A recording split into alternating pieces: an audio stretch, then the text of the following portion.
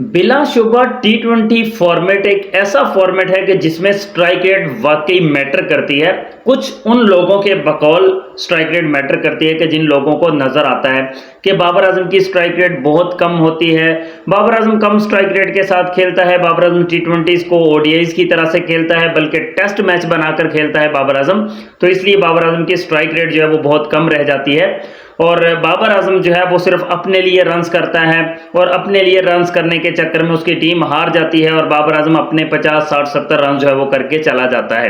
ये उन लोगों का मानना है, उन लोगों का कहना है कि जो बाबर से नफरत करते हैं। ये मैं आपको 110% गारंटेड कह रहा हूं कि जो बाबर से नफरत करते हैं वही वाले बंदे ऐसी बातें करते हैं।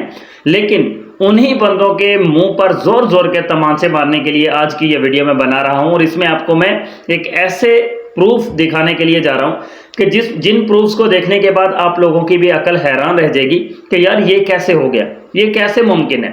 150 प्लस की स्ट्राइक रेट के साथ, 150 प्लस की स्ट्राइक रेट के साथ 50 प्लस रन इन टी20, उसकी लिस्ट मैं आपको प्रोवाइड कर रहा हूं अभी और उस लिस्ट में आप देख सकते हैं कि किस बंदे की स्ट्राइक रेट, किस बंदे की 150 प्लस की स्ट्राइक रेट के साथ मोस्ट 50s हैं इन टी20 इंटरनेशनल्स। तो हम डिटेल की तरफ बढ़ते हैं। उससे पहले आपसे रिक्वेस्ट है कि भाई अगर पहली बार आप मेरे चैनल पर विजिट करके आए हैं तो आपसे रिक्वेस्ट है कि लाइक और सब्सक्राइब का बटन आप लोग लाजमी से दबा दीजिए। रोहित शर्मा और विराट कोहली दोनों इंटरनेशनल टी20 से रिटायर हो चुके हैं। विद रिस्पेक्ट, उन्होंने बहुत ज़्यादा अपनी टीम इंडिया की खिदमत की, बहुत ज़्यादा उनकी सर्विसेज हैं जो शायद टीम इंडिया कभी भूल नहीं पाएगी। और जाते जाते तो उन्होंने सबसे बड़ा गिफ्ट जो है ना वो वर्ल्ड कप उनको इंडिया को जितवा दिया, तो उनका कैरियर और ज़्यादा शानदार हो गया। तो उन्होंने मौका गनीमत जाना कि भाई हमने वर्ल्ड कप जितवा दिया है, इससे ज़्यादा इज्जत हमें और नहीं मिल सकती, तो इसलिए चुपके से निकल जाओ पतली गली से, और उन्होंने रिटायरमेंट की अनाउंसमेंट कर दी। लेकिन आपको मैं बता दूं कि एक ऐसी लिस्ट भी है कि जिसमें most 50 plus runs with 150 plus strike rate, उस लिस्ट में विराट कोहली भी मौजूद है, रोहित शर्मा भी मौजूद है, इसलिए मैंने पहले उनका नाम भी लिया है। तो वो मैं लिस्ट आपको दिखा रहा हूं और इस लिस्ट को देखने के बाद बहुत सारे लोगों का दिमाग तो शायद ठिकाने पर आ जाए, लेकिन बहुत सारे ऐसे भी होंगे कि जिनका दिमाग और ज्यादा सटक जाएगा, उनका दिमाग और सटक जाएगा, बिकॉज वो पैदा ही दुनिया में इसलिए हुए हैं कि उन्होंने किसी चीज को तस्लीम नहीं करना। उन्होंने तो आज तक अपने बाप को भी अपना बाप नहीं माना है, तो वो कैसे ये तस्लीम करेंगे कि बाबर आजम इस लिस्ट में है, बाबर ने कितने रन किए हैं, कितनी इनिंग्स खेली हैं। सो मजीद उनकी इंसल्ट किए बिना चलते हैं स्टैट्स की तरफ। Most 50 plus scores at strike rate of 150 plus in टी20। पहले नंबर पर है रोहित शर्मा। रोहित शर्मा ने 159 मैचेस खेले हैं, 159 टी20 इंटरनेशनल मैचेस खेले हैं और इतने मैचेस खेलकर रोहित शर्मा ने 22 टाइम्स 50 प्लस रन्स किए हैं टी20 इंटरनेशनल्स में, जिनमें उनकी स्ट्राइक रेट जो है वो 150 प्लस की रही है। ठीक है, 150 प्लस की स्ट्राइक रेट के साथ उन्होंने 22 बार जो है वो 50s बनाई है टी20 इंटरनेशनल्स में। दूसरे नंबर पर आते हैं जॉस बटलर। जॉस बटलर ने 124 टी20 इंटरनेशनल मैचेस खेले हैं और 124 मैचेस में उनके जो 50 प्लस स्कोर्स की तादाद है वो है 21, मतलब 21 बार उन्होंने 150 प्लस की स्ट्राइक रेट के साथ 50 कंप्लीट किए हैं। उसके बाद आते हैं सूर्य कुमार यादव। इन्होंने सिर्फ 70 मैचेस खेले हैं, ओनली 70 मैचेस खेले हैं और 70 मैचेस में से ये 20 बार ये रिकॉर्ड बना चुके हैं। वेल डन भाई, जबरदस्त जबरदस्त। उसके बाद आते हैं डेविड वार्नर। इन्होंने टोटल कितने मैचेस खेले हैं वो मुझे याद नहीं है, बिकॉज मैं जबानी आपको बता रहा हूं, मैं कोई स्टैट्स चेक नहीं कर रहा हूं। जो स्टैट्स चेक कर रहा हूं मैं, उनमें तादाद है, ये आप देख सकते हैं कि उनमें सिर्फ तादाद है कि 22, 21, 20 और 18 बार जो है वो डेविड वार्नर ने 150 प्लस की स्ट्राइक रेट के साथ जो है वो रन्स किए हैं। उसके बाद चौथे नंबर पर आते हैं या पांचवें नंबर पर आते हैं बाबर आजम। जी हाँ, बाबर आजम ने 123 टी20 इंटरनेशनल मैचेस खेले हैं, 123, और उन 123 मैचेस में बाबर आजम ने 17 टाइम्स, 17 बार बाबर आजम ने 50 प्लस स्कोर्स किए हैं विद 150 प्लस की स्ट्राइक रेट के साथ। अभी कहानी खत्म नहीं हुई, अभी बात मजीद करते हैं। उसके बाद आते हैं विराट कोहली। विराट कोहली ने 125 टी20 इंटरनेशनल मैचेस खेले हैं और 125 मैचेस में विराट कोहली ने 16 बार जो है वो 150 प्लस की स्ट्राइक रेट के साथ अपने 50 कंप्लीट किए हैं। तो आ जाएं मैदान में, कर लें कंपैरिजन विराट कोहली का बाबर आजम के साथ।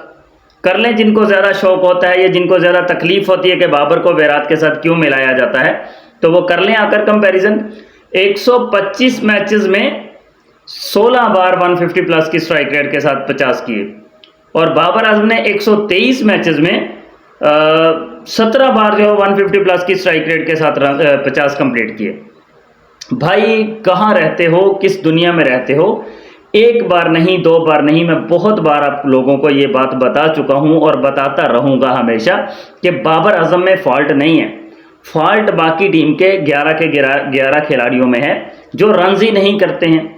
फॉल्ट उन लोगों के दिमाग के अंदर है कि जिनके दिमाग के अंदर अक्ल नहीं, बल्कि उनके दिमाग के अंदर तूड़ी भरी हुई है, भोसा भरा हुआ है उनके दिमाग के अंदर, कचरा भरा हुआ है, गंद भरा हुआ है उनके दिमाग के अंदर। और मसला उन लोगों को है कि जो बाबर और पाकिस्तान से नफरत करते हैं। अगर जो बंदा बाबर आजम से या पाकिस्तान से मोहब्बत करता है ना, उसको पता है कि यार बाबर आजम क्या चीज़ है। और अगर कोई जानबूझकर या चंद पैसे शैसे कमाने की खातिर अगर वो बाबर को नीचा दिखाने की कोशिश करता है तो वो उसकी अपनी सोच है, बट वो भी अंदर से ये बात जानता है कि बाबर आजम इस वक्त पाकिस्तान का सबसे बड़ा सुपरस्टार है बाबर आजम। और बाबर की स्ट्राइक रेट्स पर, बाबर की एवरेज पर, बाबर की बाउंड्रीज पर, बाबर के रन्स पर भाई हज़ारों वीडियोस बना चुके हैं हम लोग, और आप लोगों को एक एक लफ्ज़ बता चुके हैं कि बाबर के क्या स्टैट्स हैं, बाबर ने क्या कुछ किया, बाबर ने किस टीम के खिलाफ कितने रन्स किए। लेकिन कुछ इंडियंस के पीछे लगकर, जो इंडियंस पाकिस्तान के लिए नफरत फैलाना चाहते हैं, वो इंडिया से पाकिस्तान के खिलाफ बोलकर, बाबर के खिलाफ बोलकर इंडिया से व्यूज़ वो ले रहे हैं, और कुछ पाकिस्तान में भी बैठकर यही वाला काम कर रहे हैं। वो पाकिस्तान के खिलाफ बोलते हैं, बाबर आजम के खिलाफ बोलते हैं, उनके इंडिया से व्यूज़ मिलते हैं, वो पैसा कमा रहे हैं। तो उन लोगों को छोड़कर बाकी तमाम लोग जो है ना, वो सब कुछ अच्छे तरीके से जानते हैं, उनको एतमाद है, उनको पता है कि यार बाबर रन्स करेगा, उनको इस बात का ट्रस्ट है कि बाबर रन्स करेगा। अब वो किस मैटर में आते हैं, लूजिंग कॉज में आते हैं या विनिंग कॉज में, वो बाबर की जिम्मेदारी नहीं है, वो बाकी पूरी टीम पर भी मलबा जाता है। बात आ जाती है जी बाबर 10 ओवर खेल के चला गया, बाबर 12 ओवर्स खेल के चला गया, बाबर 15 ओवर्स खेल के चला गया, और वो पीछे आने वालों पर प्रेशर डाल के चला गया। तो पीछे आने वालों की जिम्मेदारी क्या है? अंडे पर आउट हो जाना। पीछे आने वाले को जिम्मेदारी यही है कि उन्होंने 2 बालें, 4 बालें, 5 बालें खेलनी है, आउट होकर वापस पवेलियन चले जाना है। बाबर आजम अगर अपनी जिम्मेदारी ये निभा रहा है कि वो ओपनर आया है तो वो 10-12 ओवर तक वो खेलता है, क्रीज पर रहता है, तो वो उसकी जिम्मेदारी गलत है। वो अगर टीम की सिचुएशन ऐसी हो कि यार साथ में विकेट्स नहीं गिरे हों तो रन्स भी स्कोरबोर्ड पर लगते हैं। ऐसे ही नहीं 150 प्लस की स्ट्राइक रेट के साथ 50 कंप्लीट हो जाते हैं। इसीलिए कंप्लीट हो जाते हैं कि वो तेज़ी से रन्स करता है, जब पता होता है कि साथ में विकेट्स अवेलेबल हैं वो तेज़ी से रन्स करता है। लेकिन जब वो देखता है कि यार हमारे 3 आउट हो गए हैं, 4 आउट हो गए हैं, 5 आउट हो गए हैं, तो वो थोड़ा स्लो खेलता है कि यार चलो कम अज़ कम इतना टोटल तो बना देना स्कोरबोर्ड पर के फाइटिंग टोटल हो जाए। लेकिन लोग समझते नहीं हैं। उनको पता है कि अगर हम बाबर के हक में बोलेंगे तो हमें मौत आ जाएगी। उनको पता है कि अगर हम पाकिस्तान के हक में बोलेंगे या बाबर आजम के हक में बोलेंगे तो वो सच बोल देंगे। तो सच तो बोलना नहीं है, हमेशा सारी ज़िंदगी झूठ बोलना है उन्होंने। झूठ खुद को भी धोखे में रखते हैं, दूसरों को भी धोखे में रखते हैं। तो इन लोगों का क्या इलाज किया जा सकता है ये मुझे नहीं मालूम, लेकिन जो मैं कर सकता हूँ एक एक पॉइंट नोट आउट करता हूँ, एक एक पॉइंट को निकाल कर आपको बताता हूँ। बाबर ने ये कर दिया, बाबर ने वो कर दिया, बाबर ने इतने रन्स बना लिए, बाबर ने ये स्टैट्स बना लिए, ये रिकॉर्ड्स बाबर ने बना लिए, और रिकॉर्ड्स पर तकलीफ शुरू हो जाती है। बाबर रिकॉर्ड्स बनाता है, बाबर अपने लिए खेलता है, अपने रिकॉर्ड्स बनाता है, पाकिस्तान हार जाता है। तो बेटा अकेले बाबर आजम का पाकिस्तान थोड़ी ना है, बाकी सब प्लेयर्स का भी तो है ना पाकिस्तान। जब से बाबर आजम आया है तब से रिजवान और बाबर के अलावा किसने कितने रन्स किए हैं वो ज़रा दिखा दो मुझे। अगर बाबर आजम ने वहां से लेके अब तक अगर उसने 122-124 मैचेस खेले हैं तो कम से कम टीम में कोई ना कोई 4-5 खिलाड़ी तो और भी है ना कि जो हर मैच तकरीबन खेलते हुए आ रहे हैं। उन्होंने कितने रन्स कर दिए? फ़खर जमान कब से टीम के साथ लटका के फिर रहे हैं उसको, उसने कितने रन्स बना लिए अब तक? कोई 3000 रन्स तक भी नहीं पहुंच पाया। बाबर आजम 4000 से ऊपर रन्स कर चुका है अपनी पाकिस्तान की टीम के लिए।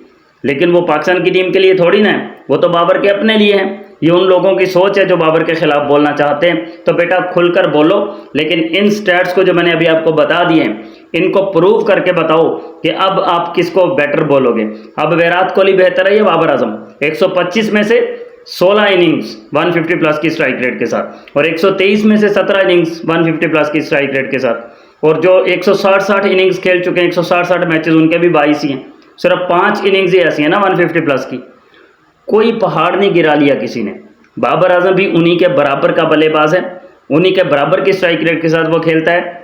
इंटरनेशनल्स में टोटल कैरियर में विराट कोहली की 132 133 की स्ट्राइक रेट है, तो बाबर आजम की भी 129 130 की है।